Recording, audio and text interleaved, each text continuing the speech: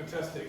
So the discussion that we had was about cross-generational identity and vision. I'll say vision casting.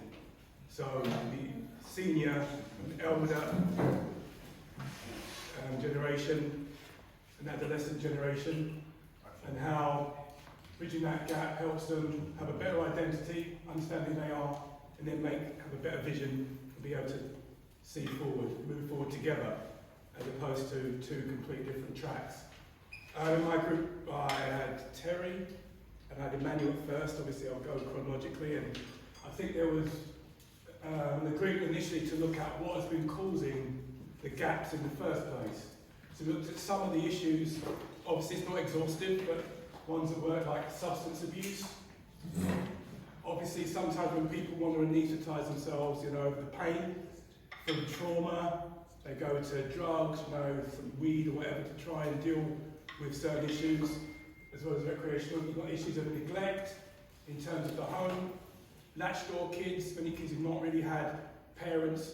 The cliche is no dad around, but sometimes mum's not around either, so there's neglect there. So obviously domestic issues, DV, domestic violence and whatnot, poverty, and that not necessarily just economic poverty, but poverty of education, poverty of self-esteem, you get the gist, which obviously leads to mental health issues, of which in the black community there's a big issue there. I live in Lewisham Borough in Catford, and I know Catford I think has some challenges in that issue, in that area. We looked at lack of modelling. When we mean modelling, I'm not talking about Naomi Campbell for that, but role models. So if you've not really seen a healthy, functional adult, especially a parent, go through life, you're filling in the gaps, or you go into your crew. They become your mum and dad, they become your people, like local gang, etc. So the lack of modelling, obviously, trauma is something that creates a gap. Because with the modelling thing, if you never had that parental modelling, you don't know what to do. Oh, I've got this kid or this baby or this child. What do I do? So then it just passes on the same issues. Obviously, the same with trauma. You had a traumatic situation. You've not resolved it. You can pass that on to the next gen, or the next gen has their own unique trauma. Obviously, family breakdown encompasses most of what we've mentioned. Propaganda, what's been spoken of in the media, the things are always this way, or this is going to happen. Certain, the elder generation hearing about the you for this, the you for that, and vice versa, that can create a whole sense of alienation. And of course, there's a little bit of arrogance, the sense of them versus us, our position. We don't need you, particularly if you've not had the elder men around you or elder people around you. There may be a rejection of them, where you weren't here for me. Maybe they might try and come back in your life at a later stage, and it's like that ship has sailed. Obviously, lack of communication, crime is an obvious one, peer pressure, societal expectation, what is expected of you, and things like cultural differences. For example, if you're, say, from Africa or the Caribbean, you come over and you have a set of values, and the children may differ. For example, it might be a spare the rod, spoil the child type thing. It might be obviously physically abusive, where in this country a child might call Esther Ransom childlike. And then some kids might have left home and stuff like that because of the strict disciplinarian background of their parents. So, I don't want to exhaust it too long, but there are a myriad of reasons why that gap can exist generationally. We looked at, I'm not going to go into it, but this is just one example, like for example with substance abuse. We looked at some of the ways we could maybe deal with that, address it. So for example, interventions, discussions. Some of these subjects are taboo. So to come around and own the issue, discuss it, get around it, bring people together, have someone mediate to discuss, why you're taking this drugs, why you're moving on to that, why is that your coping mechanism. Training, exchange programs. I think that's all right. And Terry, anyone who has a thing, feel free to jump in if anything unclear or you want to highlight something. I think Terry mentioned about exchange programs where cultural, sometimes you'll have one group will go and stay with another. For example, on a council estate, I grew up on a council estate, if all you've known is concrete and the way they are in the ends, you don't know, unless you've been taken like to Gambia, that there is another way of life. So all you know is your peripheral vision, this is the way things are. And sometimes with that you've got limited options. So you might turn to things as coping mechanisms because you don't think there's no other way out. So that's making sense so far. So accountability, you know, like AA meetings, you know, you've got the steps and stuff like that. Maybe creating accountability groups where you process some things, but I think like Manny mentioned, sometimes we have the idea of being positive, that every time we discuss, it's always to find a solution, when sometimes the answer is just in letting people vent. Just the catharsis, just being able to say, I'm angry, or this is why, rather than trying to come to a neat bow on the end. So, there was a little bit of discussion about definition of manhood. You know, is manhood just something, you know, it can be restrictive in what you say what a man is. What might be a man to one person might be another. So I think there is obviously an issue of manhood, and in terms of the generations, that also plays into that. The old school might be, you're a man if you do this, or do that. If you're a younger guy, you might be more emotionally available. You might be happy talking about your feelings and expressing yourself, and you might even be, you know, more in touch with your feelings, and that can be seen as not a man. Big boys don't cry. You know what I mean? And I know I've been known to shed a tear from time to time. So then that's something that was important at a junction point about if we're going to be, in terms of the identity of a man, what it is, being clear on that, its possibilities and have an understanding. So we kind of moved into a case study model. Initially, a bit of a clash because it was whether we were going to do it all for young people, then a case study for an older person. But we thought, and it was pointed out, might be a flaw in that methodology or a difference of opinion in that maybe these things are universal. It's just the perspective and who embodies them that creates the nuance. For example, I'll be super quick, no manhood. No what? No manhood conversation.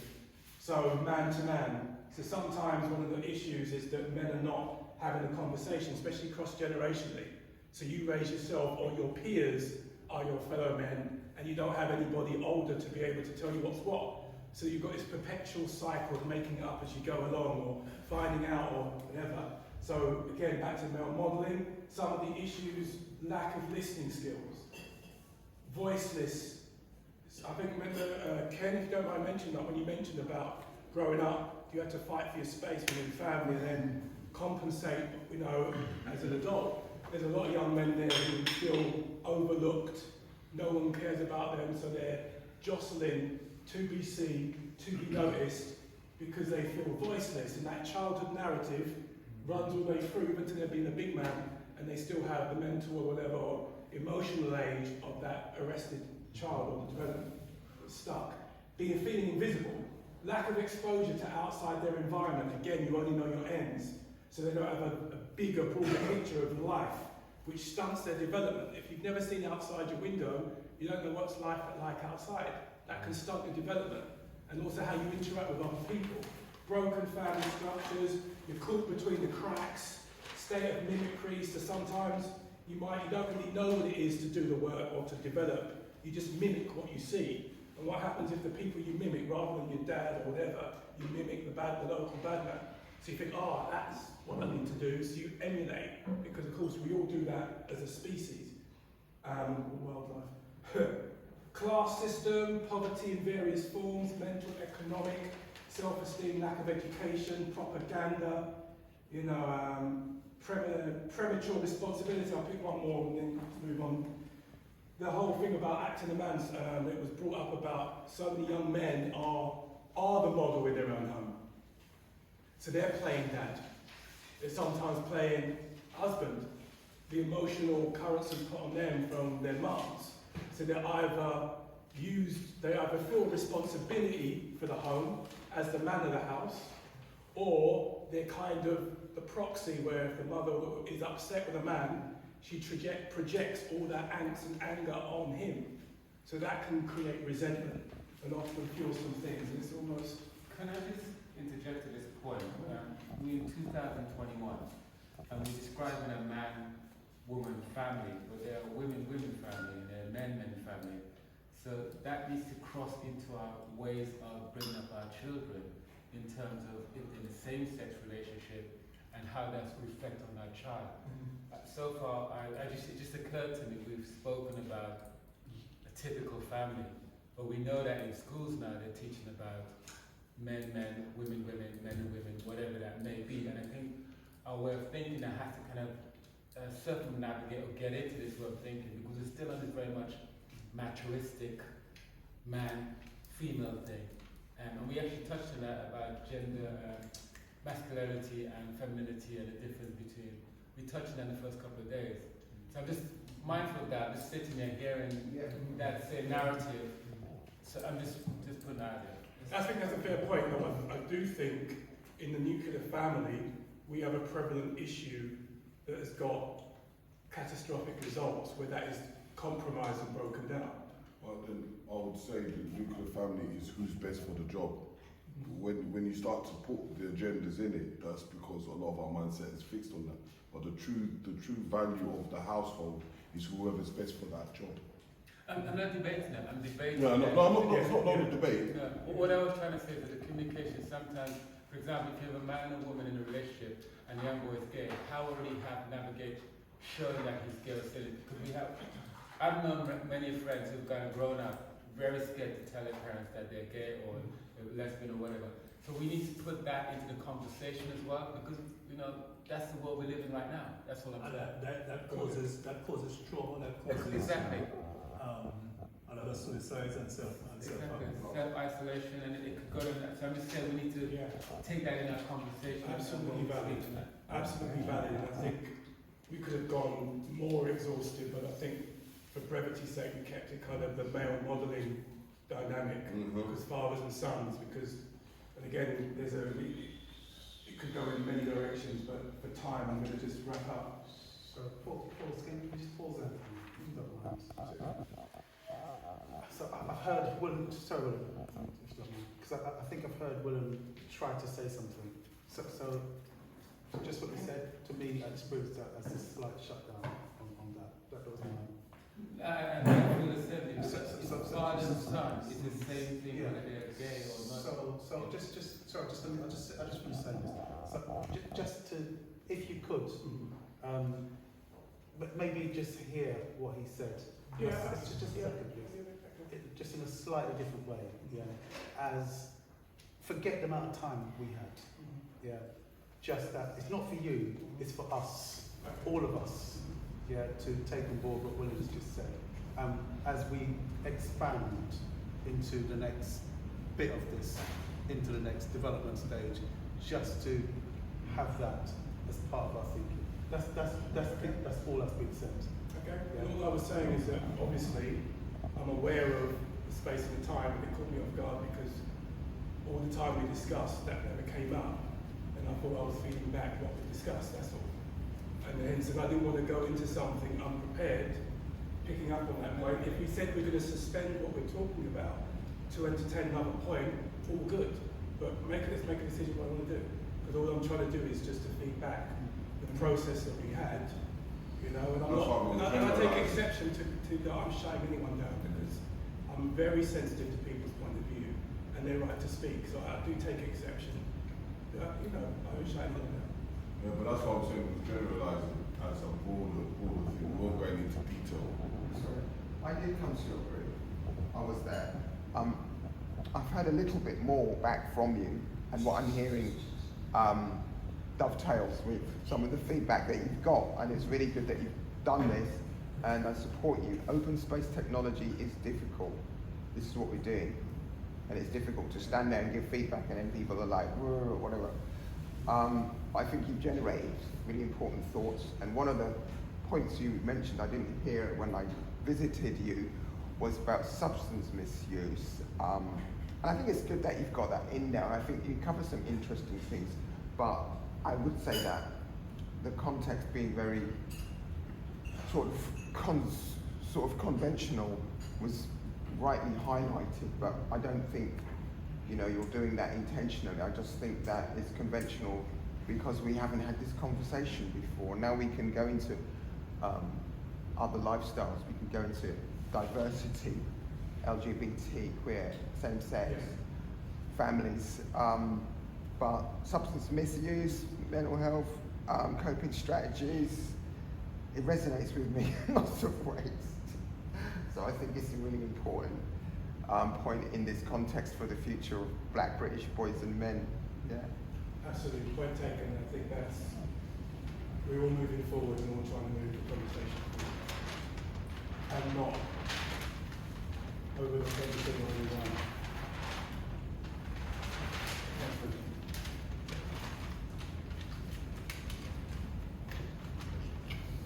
So I'll super race through because again, this was a bit of a topic we've spent most of the time in this section. Because I mean, one of the issues, we didn't complete the idea of what, once your identity is fixed and that moving forward, what the visions are, but we did have a conversation about methods of healing or addressing the causes, the issues. So we talk about intervention, obviously the quality of the intervener, and mediation. So mending the rites of passage, that some of these skills and values would be passed down from one generation to the other. Obviously there's a gap, mind the gap, how we intervene. For example, a traditional model of maybe absent, so we have to come up with new ones. You know, the whole it takes a village to raise a child, so maybe that's where mediators don't, modelers don't need to be a biological parent or whatever. They could be the community or facilitators to help close that gap, and different what modes are possible. So obviously there's a need for surrogate figures. There's a need for when a parent will never take, I think when Davis came in, asked the question, what happens when a parent doesn't take responsibility for their adolescent child? Others need to step in. Delroy, as a practitioner, using arts to facilitate understanding across the generation. He talked about an example such as the timeline. The exercises that Tony has been leading where you go through role play, you might go through what stage you were, where you were at a certain age. Sometimes indirection is a way that people feel comfortable about dealing and addressing issues because you can shut it down. When you're speaking directly, it's like boundaries. You say, shut it down, I don't have that conversation. And then, you know, everyone flexes and tensions. So sometimes, through role play, going into play and being like a child, going, you know, through a different route, you can address those things subliminally and not even know that actually I'm dealing with some heavy stuff because I'm too busy kind of expressing something, or I actually understand you better through the process. So testimonials, pattern recognition, evaluation after that process, maybe doing some deep listening, recognizing the patterns, liberated heart. That's a model that I think the Mandem Academy uses, and where they noticed that young boys would often write what they feel, is that correct? And they just let it all out. Vent the fastest, and then at the end it's a positive, they come with a positive at the end in the letter. And then they found that for the adult facilitators, they often were either shy of going through that process or kind of didn't really want to deal with their own vulnerabilities and their issues. And until that is accepted, that generation is comfortable expressing what they're feeling, expressing their baggage, they're always going to get this loop-to-loop cycle. The next generation will pick up the same habits, and then they'll be alienated and estranged from the next gen, and so on and so forth. So the conversations need to happen, but facilitators need to step in, bridge that gap, creating vulnerability, creating space for vulnerability from both camps, and actually coming to a point where it isn't young and old, it's just we're going through stuff, but having the safe space to process that stuff.